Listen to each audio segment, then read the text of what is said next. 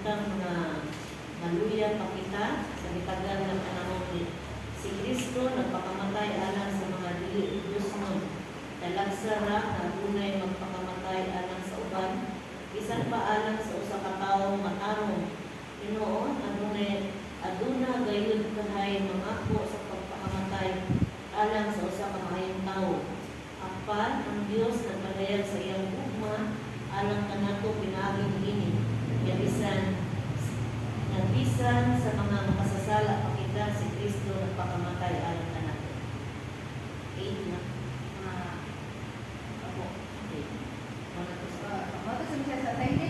You see, as just at the right time when we were still powerless, Christ died for the ungodly. Very rarely will anyone die for righteous persons, though for a good person someone might possibly dare to die.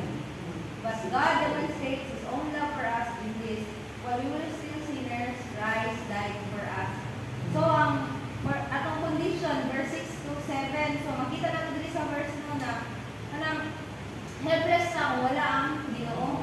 Amen, no? Helpless kayo ta. For when we were yet without strength, yun sa verse 6, kita wala kayo usog. Diba? Wala kayo usog, powerless ka. Hallelujah. So, emphasize rin no na human's inability to achieve righteousness. Kung kita lang, ito man, hindi na kayo salbado sa sarili, no? Patay gahong. Katay gahong. Patay gahong atong ituan ng sarili. Powerless, kita nang wala ang Ginoo. Pero, ingon din nga, Christ died for the ungodly. So, ipakita din nga, mahal na niya kanan, mga kanan tao sa kalibutan. Believers or unbelievers.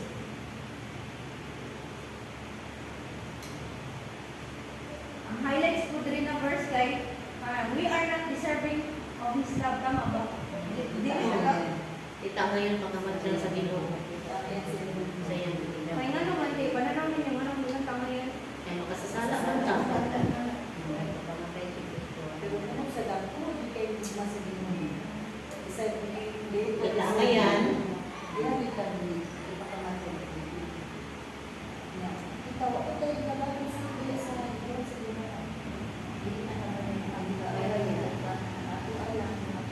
Aldaron.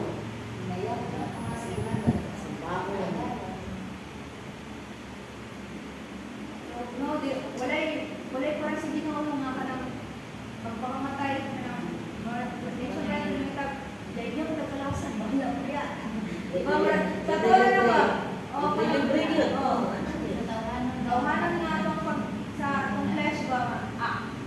Salban ako, kaya na rin mo. Diba? Nataya na. Pero, illustrate rin sa verse 6 to 7 niya, extraordinary yung kayo pagmahal ng Kristo sa tuwa. Ay nakanangano na kayo ng extraordinary kay ang pagpakamatay lang niya sa cross. Hindi na yung makabuwatan na. Gihatag mo sa Ginoo niya only bigatin. Only niya bigatin. Only. Nag-iisa niya bigatin pag yun. Yan, hindi sacrifice. Di lang yung sa mga gusto nila sa nagpakamatay sa sarili. Ayos na. Ayan sa Ginoo. Choice na lang. Choice na. Wala kita lang ito. Free will na. Kung ito ba na Dawaton ba? tawagan mo na ito dili. Okay. Anak lang yun. Dili man gusto ko lang yun nga. Ubod ka ka. Isang buwan na ni, dili ka mamatay. Wala ka naman sa pulong sa Ginoo. Wala ako. Yun ang pagpupulong. Hindi ka mabalik ang dinuno. Unless na ito may balongan. At sa Sakit Matthew, mo, kalimutan.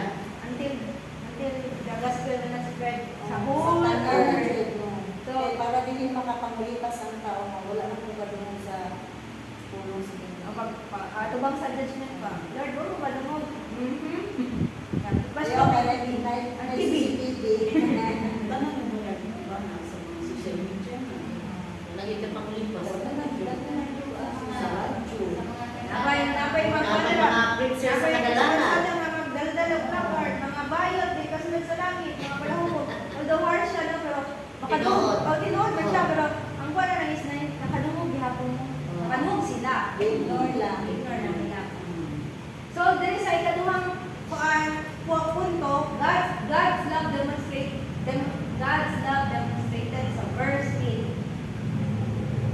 while we were sinners, but God commanded His love towards us, in that we were yet sinners, and Christ died for us. So,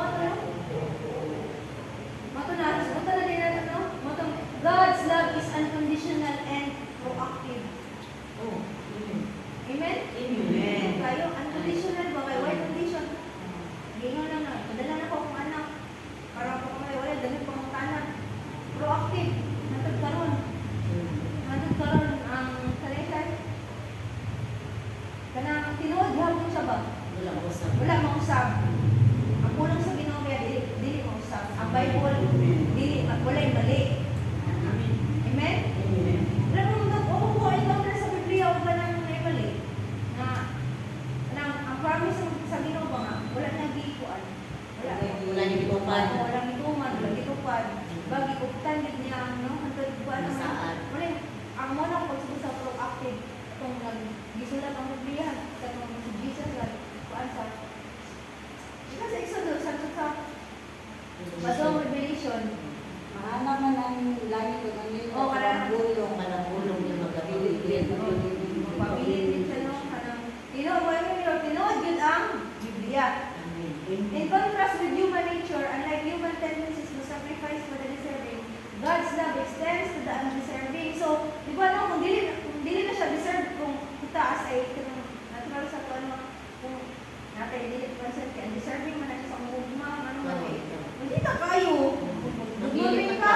Dili siya good morning. Ano mo good morning mo kubalik sa inyo? Kung dili mo ninyo kagdo ng pantay, dili siya undeserved. Pero, ang ikuan na rin na, undeserving ka no? Pero, Ang deserving ko, deserve siya na yan sa kita siya pinamuli. Para lang hindi mag-rest. Kaya deserve ko sa pasalamatan. Kita nga yan ba, pero ano, ibuhan sa pinamuli mga yan ang pangalan. tungod sa, Kanang maglulugo pa may bumang Ginoo sa tatanong. Wala nagtitipon. Wala nagtilang tao. Wala nagtilang Wala pasalamat. Wala na mo sa point number 3, implications of God's love. So, implication, mag-iwan niya, total dependence of grace on grace. Grasya man sa Ginoo magilawas na, di ba? Amen. Amen. Pero di ba nasa sa kwan, Ephesians sa ito nga 2:8-9 na pinahagi sa grasya sa Diyos na luwas ka. Yes, ginawa siya Diyos. Kaya wala bisan pinsa nga makapasgar mo rin. Wala din yung ginagawa. Kung ginagawa mo na sa Ephesians no nga, how long and wide and deep is your love? Long, taas, wide, lapad, lalong. Hanagin Apa dia kata? How deep is your love? Dek kata, kadang lagi lagi yung perempuan. Deeper in love, ano tayo? So our salvation is solely ng mga pronunciation based on God's grace and not our merit. Dili kita ang nakasalba sa atong sarili. Diba? Ito, ang ginuugid ba na kayo, wala yung grace sa Ginoo, wala, sa kata mo nito.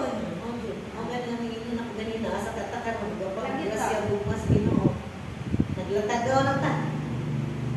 Opo. Kung wala yung grace sa Ginoo, kaya nagbuat-buat ako ng Ginoo o ka ng tao nga, wala na ko itumong. Diba? Yara mo kinahan. Ang sabi mo na, bahala ka. Pero di naman ikaw na, bahala ka. Makita natin sa Biblia, may mga warnings na yung mga pagkristuhan o sa James, on how to live righteously as a Christian. Makuha natin ng mga dapat sa instruction. Pasidaan. Ako siya pasidaan. Pag mabot ang kanang revelation, kana. Dagan, saba. Nakong debate sa posture, mo na siya. Asa ka ka. Pray. Pero ang kuha na, Basta, mangandam lang. mangandam taon niya. Mangandam lang. Ayaw mag-focus ng Lord. Dapat ko sa umit. Okay. Ang focus na ko is winning souls. Matalungan na taon lang kasi sa kulong sa Ginoo ba? Makuha man tanong nga, ako ba reject din nila ako noong pero at least na di mo yung part kasi Ilahan na kung sagawat sila pili. di ba ang kuha na di ba na parabola na siya sa to parabol of the Sower. sower ang Ginoo na bahala kang pa tubo basta ikaw ang nagtanong sa kulong itanong man niya siya niya realize na niya nakatuto yan so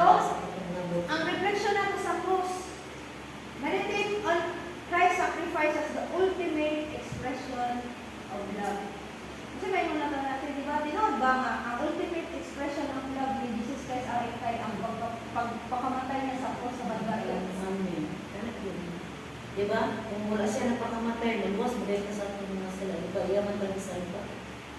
Sa kita nga niya. Then pwede ang Christ likeness. Kung saan man na siya, makausap mo, mapag-impit.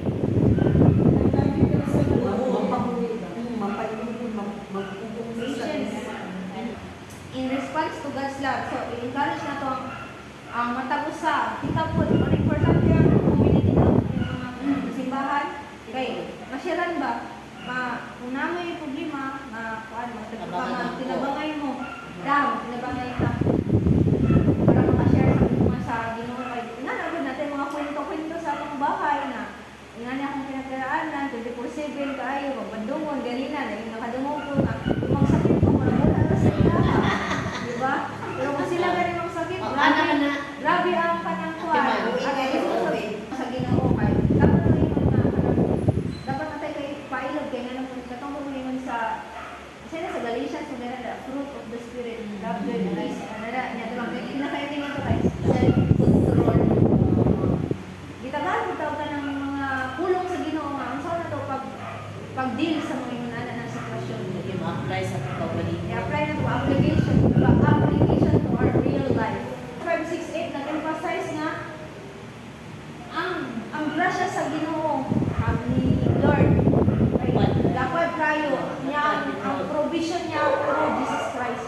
Ipadala niya si Kristo para sa sa tibuok kalibutan din lang sa kita. Ay, save na ko, kira ko. Pero sa kanan. Diba no?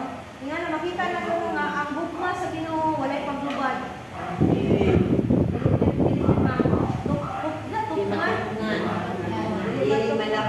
Malabwan. Sa pagsarili sa kamalubudan ka ng conditional love. Di ba? Noon na ang Holy Spirit nga mutabang para sa ako. Kung kita-kita lang, wala yun. Kaya ka ng kuan, in our own strength, pag galay ka, hindi makaya kayo. Para to, no? Eh, wala na nga. Ginugit na, wala may mawala siya. Amen. Nga, dili po na tumasiba ng sarili. Tungod din sa iyang grasya, ang iyang matang tungod sa iyang bugmag sa iyang grasya. Unang naluwas ta. Dili sa atong own strength, but in His grace. So, let's pray. So, sige sa Ate Gina, let us pray to Gina. Closing prayer. Oo. Hallelujah, Lord Jesus.